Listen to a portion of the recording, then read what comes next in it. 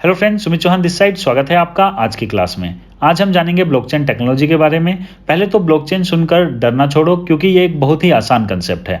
Blockchain एक तरह का डेटाबेस है। डेटाबेस मतलब एक सेट ऑफ डेटा जिसे अच्छे से अरेंज करके कंप्यूटर में रखा गया हो। इसके इंफॉर्मेशन स्टोर करने के तरीके की वजह से ये साधारण डेटाबेस से अलग होता है।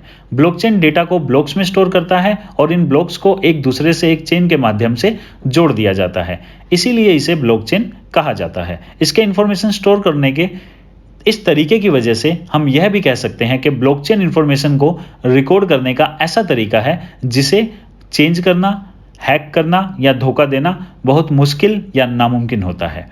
अब लेजर क्या होता है, पहले ये जानते हैं। वित्तीय लेन देन का लेखा जोखा देने वाली पुस्तिका, जिसे खाता बही भी कहा जाता है, उसी को लेजर कहा जाता है। ब्लॉकचेन को एक तरह से लेन देन का लेखा जोखा देने वाली एक डिजिटल पुस्तिका भी कहा जा सकता है, जिसे ब्लॉकचेन के कंप्यूटर्स नेटवर्क पर आराम से डुप्लीकेट एंड डिस्ट्रीब्यूट किया जा सकता है। ब्लॉकचेन के नेटवर्क में हर कंप्यूटर एक पार्टिसिपेंट होता है। ब्लॉकचेन के हर ब्लॉक में कुछ ट्रांजैक्शंस मतलब लेन देन का हिसाब होता है, और हर बार जब भी ब्लॉकचेन पर कोई नया लेन देन होता है तो उस लेन देन का रिकॉर्ड सभी पार्टिसिपेंट्स के लेजर में जुड़ जाता है। डिसेंट्रलाइजेशन को अब समझते हैं। डिसेंट्रलाइजेशन एक प्रोसेस है जिसके तहत किसी ऑर्गेनाइजेशन के कामों को किसी सेंट्रल या अथॉरिटेटिव ग्रुप से दूर कर दिया जाता है। जो डिसेंट्रलाइज्ड डेटाबेस बहुत सारे पार्टिसिपेंट द्वारा संभाला जाता है उसे डिस्ट्रीब्यूटेड लेजर टेक्नोलॉजी मतलब कि डीएलटी कहते हैं। ब्लॉकचेन भी एक तरह का डीएलटी है, जहां एक कभी ना चेंज हो सकने वाले क्रिप्टोग्राफिक सिग्नेचर द्वारा लेन देन का रिकॉर्ड किया जाता है, जिसे हम हैश कहते हैं। ब्लॉकचेन इस्तेमाल करता है क्रिप्टोग्राफिक तकनीक को, ताकि जो डेटा नेटवर्क में स्टोर किया जाता है उस पर सिक्योरिटी की एक और लेयर जोड़ी जा सके। क्रिप्टोग्राफी को हम अगली वीडियो में अच्छे से समझेंगे। मतलब अगर समझा जाए तो ब्लॉकचेन कुछ ज्यादा टेक्निकल चीज नहीं है, बल्कि लेन देन के रिकॉर्ड्स को रखने का एक डिजिटल डिसेंट्रलाइज्ड तरीका है, जिसे चेंज करना, हैक करना या धोखा देना बहुत मुश्किल या नामुमकिन होता है। ब्लॉकचेन की इसी खासियत की वजह से बिना किसी सेंट्रल अथॉरिटी की जरूरत के बिटकॉइन और बाकी सभी क्रिप्टो करेंसीज काम कर पाती हैं। ब्लॉकचेन टेक्नोलॉजी सिर्फ रिस्क ही खत्म नहीं करती, बल्कि साथ में बहुत सारी प्रोसेसिंग और ट्रांजैक्शन फीस भी खत्म कर देती है। मान लो अगर रोहित के पास बैंक में 100 रुपए हैं और अगर उसे वो 2 लोगों में बांटने हैं, मोहित और जतिन, तो अगर रोहित 80 रुपए मोहित को ऑनलाइन भेज देता है तो फिर अब जतिन को वो 20 रुपए से ज्यादा नहीं भेज पाएगा, क्योंकि जैसे ही रोहित मोहित को 80 रुपए ट्रांसफर करता है तभी बैंक, जो एक सेंट्रलाइज्ड अथॉरिटी है, रोहित के लेजर में से 80 रुपए कम कर देगा और बैलेंस 20 कर देगा। इसलिए रोहित 100 रुपए से ज्यादा खर्च नहीं कर पाएगा कभी भी, क्योंकि बैंक लेजर उसे करने नहीं देगा। लेकिन डिसेंट्रलाइज सिस्टम में कोई बैंक या सेंट्रलाइज सिस्टम इन्वॉल्व नहीं होता, इसलिए ये सभी काम ब्लॉकचेन पर डिस्ट्रीब्यूटेड लेजर टेक्नोलॉजी द्वारा किया जाता है। बैंक सिर्फ ये सब लेजर मैनेज इत्यादि करने की वजह से हमारे पैसे पर हमें बहुत कम इंटरेस्ट देता है, जो इन्फ्लेशन से भी कम होता है। मतलब बैंक में पैसे रखकर हम अपने पैसे की वैल्यू कम करते हैं, लेकिन बैंक्स हमारे पैसों को लोन पर देकर हाई इंटरेस्ट कमाते हैं।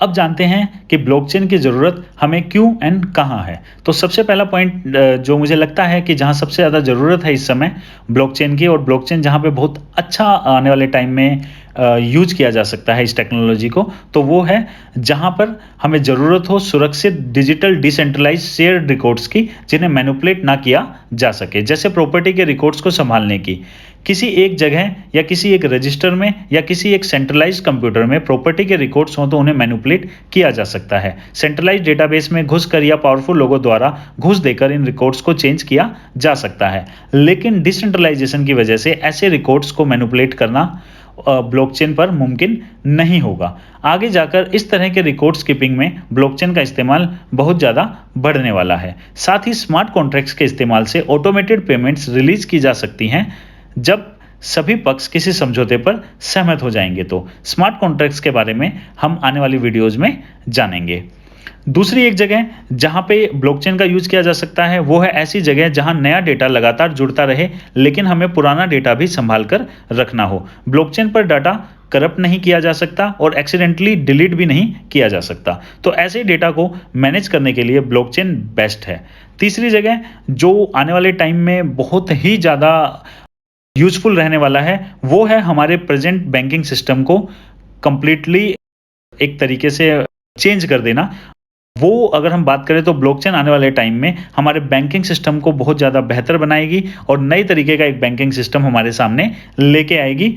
इसलिए हम बोल सकते हैं कि बैंकिंग सिस्टम में जो योगदान रहने वाला है ब्लॉकचेन का बहुत अच्छा रहने वाला है, लेकिन इसे हम आज नहीं, इसको हम डिस्कस करेंगे डिटेल में डिसेंट्रलाइज फाइनेंस की क्लास में, जिसे हम DeFi भी बोलते हैं। फाइनल अगर मैं बात करूं, वैसे तो ब्लॉकचेन के बहुत सारे यूज हैं, बहुत सारी जगह ये यूज होगा, लेकिन एक ऐसी जगह जहां मैं बहुत ज़्यादा पॉजिटिव हूं और मुझे लगता है कि ये सबसे पहले यहाँ पे ब्लॉकचेन टेक्नोलॉजी को हमें यूज करना चाहिए, तो वो है हमारे सप्लाई चेन के अंदर। हमारी सप्लाई चेन को बेहतर बनाने के लिए ब्लॉकचेन का योगदान बहुत सराहनीय होने वाला है।